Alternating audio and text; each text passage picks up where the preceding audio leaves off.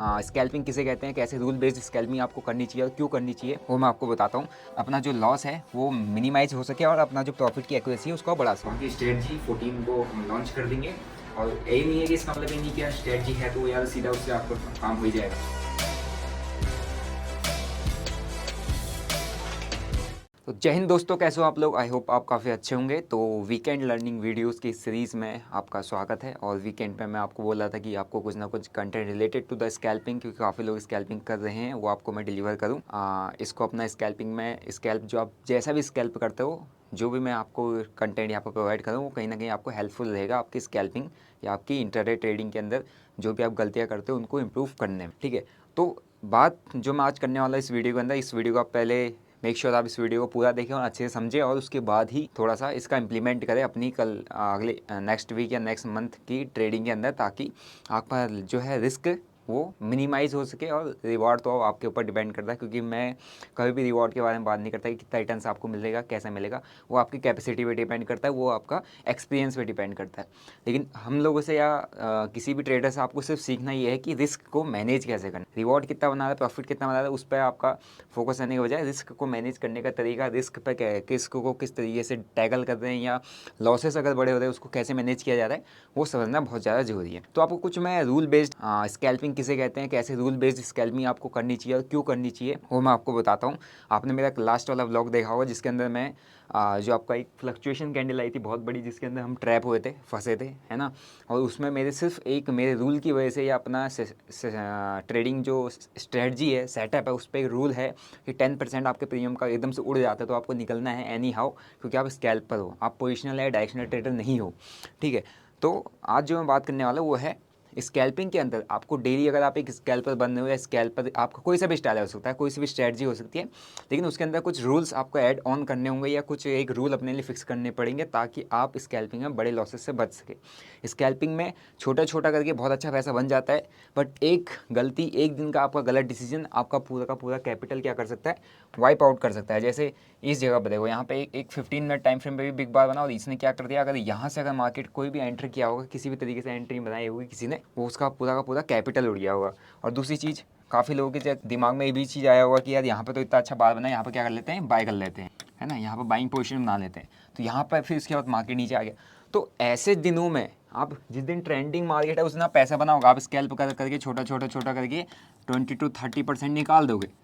लेकिन ऐसे दिन में किसी एक दिन सिर्फ एक गलती या एक डिसीजन आपका ख़राब हो गया तो आपका क्या है, कैपिटल वाइप आउट हो सकता है। तो कुछ सेट ऑफ रूल्स होते हैं और बेसिक से सेट ऑफ रूल्स है जो आपको फॉलो करना है स्कैल्पिंग के अंदर, वो मैं आपको इस वीडियो में ट्राई करता हूँ एक्सप्लेन करने की, ताकि आप अपनी स्कैल्पिंग में ऐसे दिन में कभी भी अपना बड़ा लॉस ना कर सको। ठीक है, तो थोड़ा सा हम चलते हैं अपना शामपट की तरफ और वहाँ पर करते हैं डिस्कस।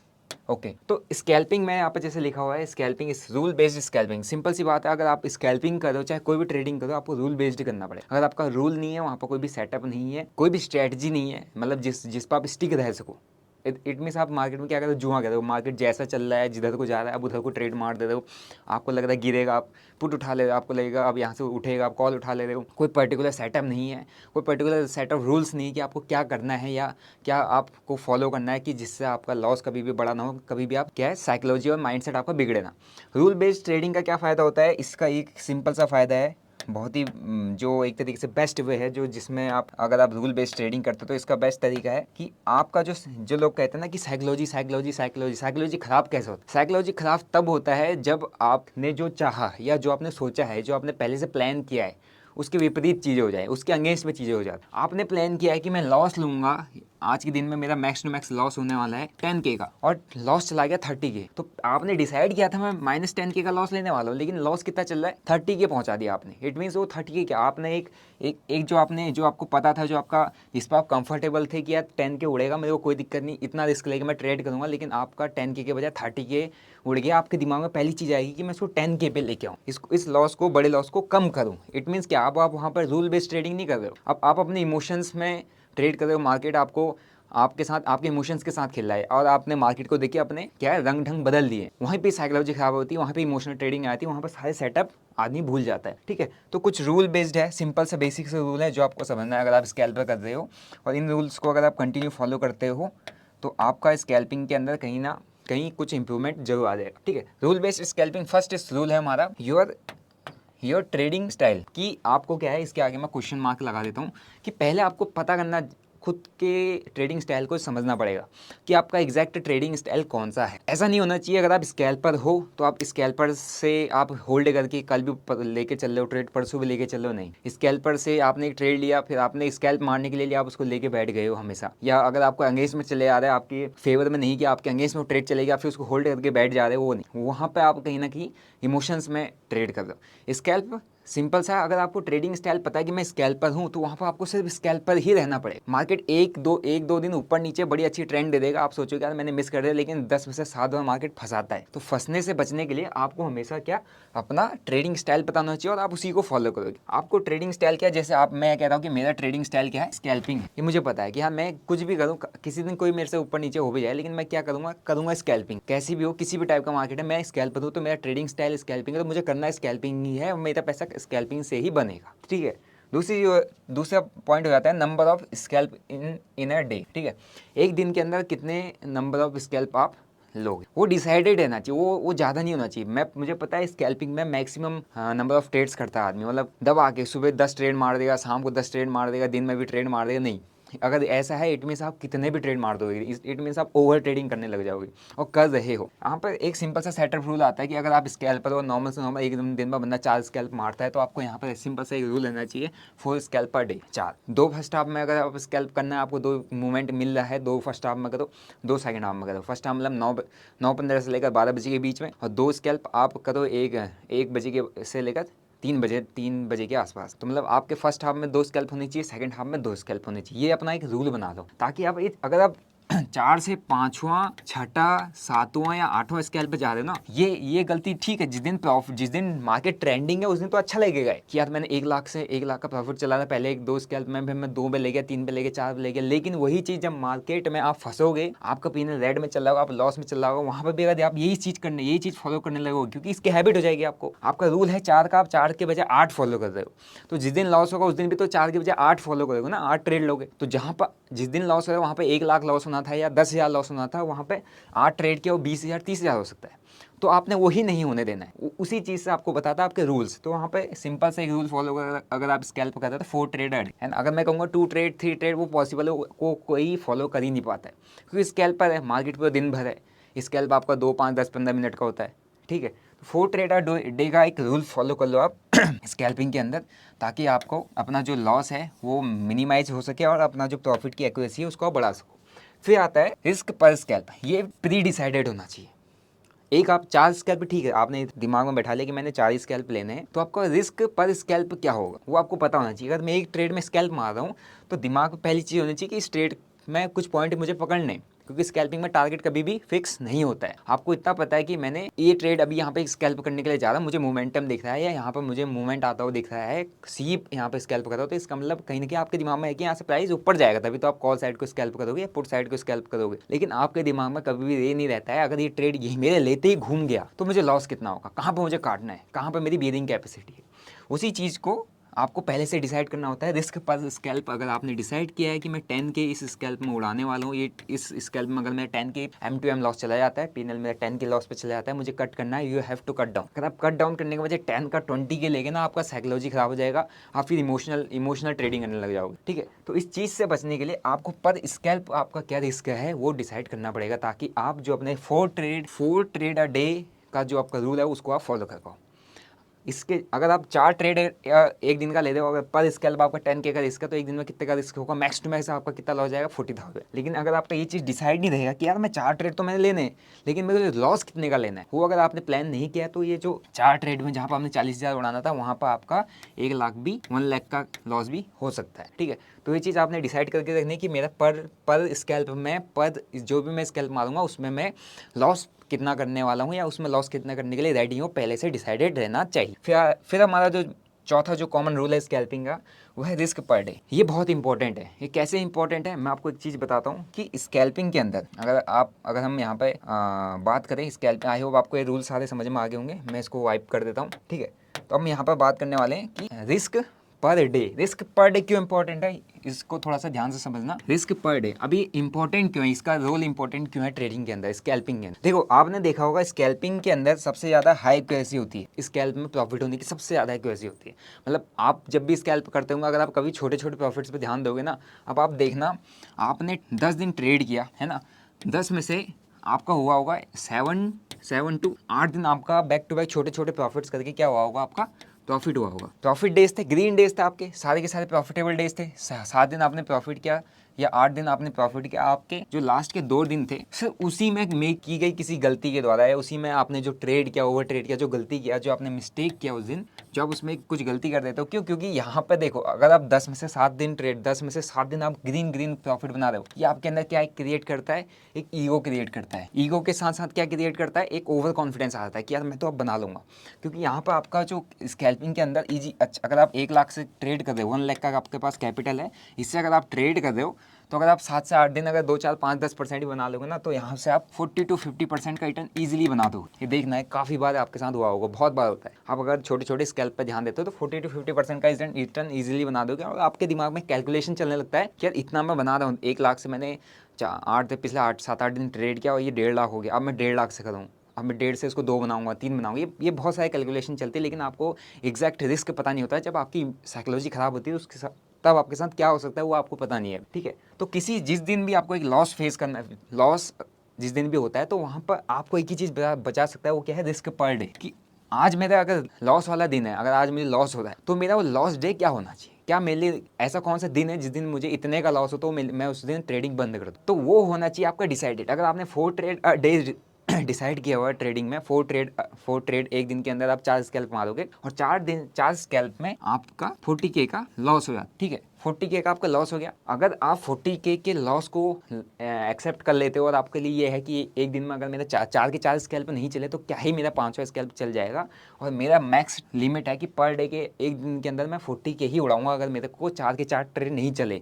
अगर आप इसके साथ कंफर्टेबल हो, ये चीज़ आपका प्री डिसाइडेड है कि मेरा एक दिन का अगर मैक्स लॉस होगा तो 40K ही होगा, इट मीन्स आप ट्रेडिंग के अंदर ये 8 दिन जो आपका 7 से 8 दिन पैसा बनाने वाले हो। लेकिन अगर आप इसके साथ कंफर्टेबल नहीं हो कि अगर मेरे एक दिन में 4 ट्रेड नहीं चले, मैं 10K पर ट्रेड रिस्क लेता हूँ, और मेरा 40K मतलब 4 ट्रेड फेल हो गया, मेरे को लॉस हो गया 40,000 का।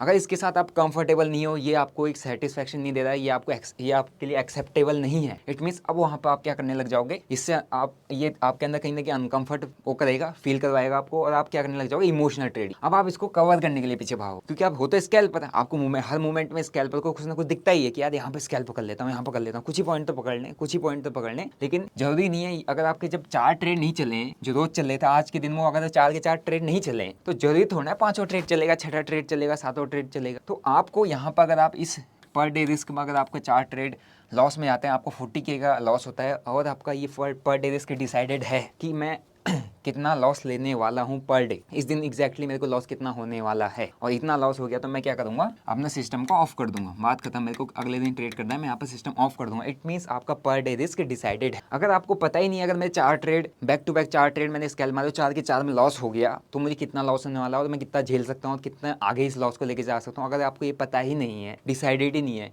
इट मीन्स आप स्कैल्पिंग में कभी भी पैसा नहीं बनाने वाले। जो आपने 7 से 8 दिन में पैसा बनाया, वो सिर्फ इस 2 दिन की गलतियों में पूरा का पूरा जीरो हो जाएगा। और इस चीज़ से आपके अंदर एक साइकोलॉजिकल इम्पैक्ट आएगा कि यार मैंने 7 दिन में इतना पैसा बनाया और मेरा 1 दिन या 2 दिन की गलती से चला गया। अब आप क्या करोगे, आप कैपिटल ऐड ऑन करोगे, आप इमोशनल ट्रेडिंग करोगे, आपका सेटअप भूल जाओगे, रूल भूल जाओगे, सब कुछ भूल जाओगे। आपको क्या फेस करना पड़ेगा, उसके पास एक, जिसको कहते हैं हम एक वर्ड, बिग लॉस। क्योंकि आपको पैसा पहले आया आपके पास, आप उसको टिका नहीं पाए और चला गया। अब आपके दिमाग में यही है कि अब मेरे को वापस से इसको करना है, वापस से बना। तो सिंपल सा इसका तरीका है कि आपको पर डे रिस्क डिसाइड करना पड़ेगा।